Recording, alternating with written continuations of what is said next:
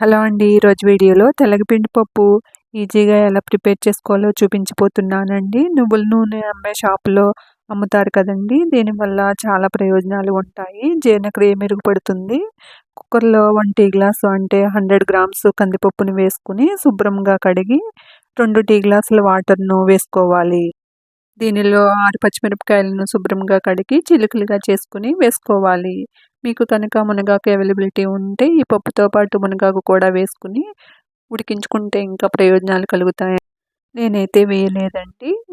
Cooker మూత పెట్టి 2 whistles వచ్చే వరకు ఉడికించాలి. ఆవిరిపోయిన తర్వాత మూత తీసి పప్పు ఇలా ఉడుకుతుందండి. దీనిలో పావు టీ స్పూన్ పసుపు, అర టేబుల్ స్పూన్ ఉప్పు వేసి కలుపుకోవాలి. దీనిలో 1 టీ గ్లాసు తెలగపిండి పొడి వేసి కలుపుకోవాలి. దీనిని మూతపెట్టి విజిల్ లేకుండా 1 నిమిషం పాటు సిమ్ ఫ్లేమ్‌లో మగ్గనివ్వాలి. దీనిని తాలింపు పెట్టుకోవడానికి స్టవ్ వెలిగించి బాణలి పెట్టి 3 టేబుల్ స్పూన్స్ ఆయిల్‌ని వేసుకోవాలి. ఆయిల్ వేడైన తర్వాత దీనిలో 10 వెల్లుల్లి రెబ్బలు చితక్కొట్టి వేసుకోవాలి.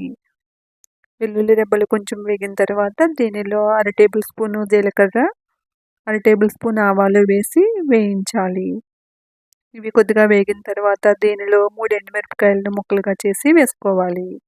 3 రెమ్మల కరివేపాకును కూడా వేసి వేయించాలి. పోపు వేగిన తర్వాత ఉడికించిన తెలగపిండి పప్పు వేసి కలుపుకోవాలి. అంతేనండి, ఎన్నో పోషకాలు ఉన్న తెలగపిండి పప్పు రెడీ.